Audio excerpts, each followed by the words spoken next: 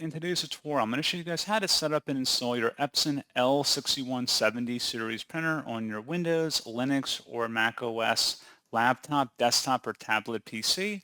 So this should hopefully be a pretty straightforward process here, guys. And without further ado, let's go ahead and jump right into it.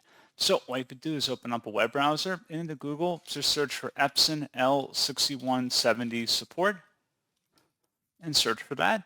Best result should come back with an Epson support page, Epson L6170. Go ahead and open that up. And then you want to scroll down underneath the download section. Just go ahead and select that.